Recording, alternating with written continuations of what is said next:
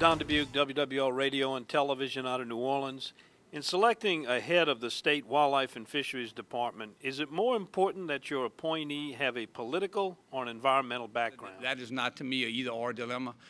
No one understands the value of wildlife and fisheries more in this race than I do. No one understands the value of wildlife and fisheries leadership than anyone. All of you guys know that my dad served as secretary for nearly a dozen years. So I grew up at wildlife and fisheries. It's who I am.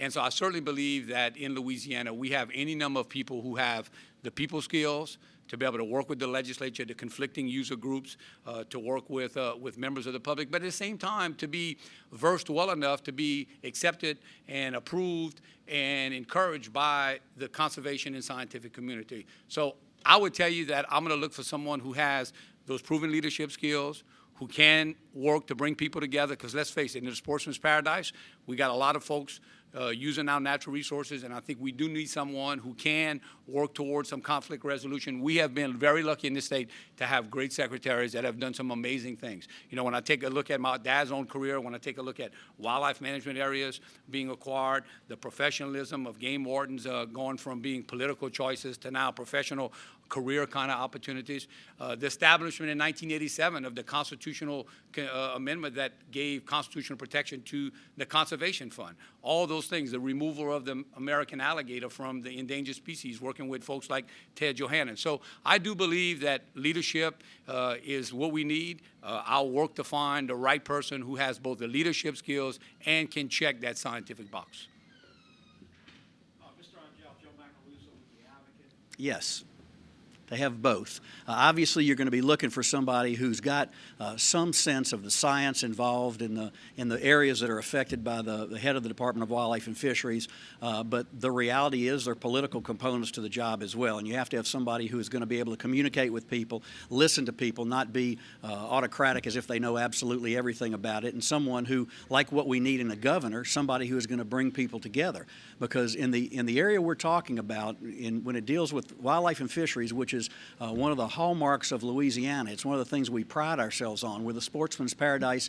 People come to our state to hunt, to fish, to enjoy the outdoors. You're going to have diverse groups and political interests in conflict. And we see it all the time with recreational, commercial fishermen. We see it in other areas. And you've got to have someone who's going to have the disposition to be able to bring people together and listen to all their concerns and make decisions that are based upon the best interest of the wildlife and the fishery component of Louisiana, the sportsman's interest, the commercial fisherman's interest, and the restaurant industry, all these various people who are dependent upon decisions that the head of the department makes and the policy decisions that are made in that regard too. So we've had very good people in charge of that department as far as I'm concerned over recent years, and I'm looking for folks just like that who have an ability to communicate with people and deal with politics, but also have some sense of the science and some sense that you get by being an outdoorsman in Louisiana to appreciate all these treasures that have been given to us that not a whole lot of people in the world have. Our very precious marsh, our coastline,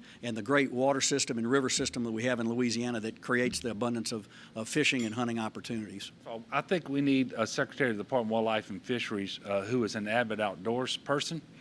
Could be a man or a woman, but they've got to be an avid outdoors person, a hunter and a fisherman or woman.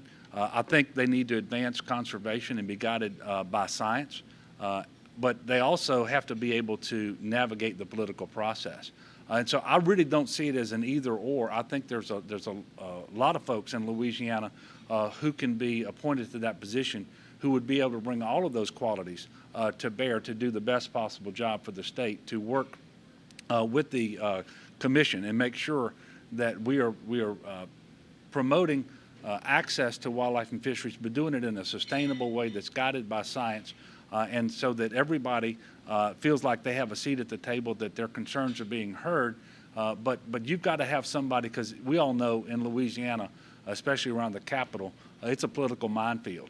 And so if you have a secretary of the department who's able to navigate that minefield, obviously we're all going to be much better off. But I don't really see it as an either or. I think we need someone who's a secretary who brings all of those qualities to bear. Well, Don, I honestly wouldn't use either term, I would use a conservation background. And I would look for somebody with a conservation mentality and a passion for Louisiana wildlife and fisheries and our ecosystem.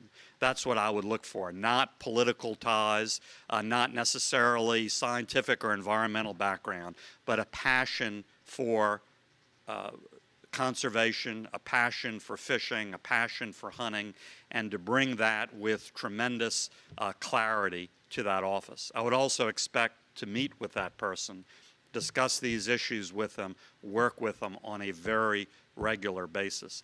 I would absolutely demand, as I would with all these positions, that they have no hidden agendas. Their only agenda is to serve all Louisianians as best he or she knows how.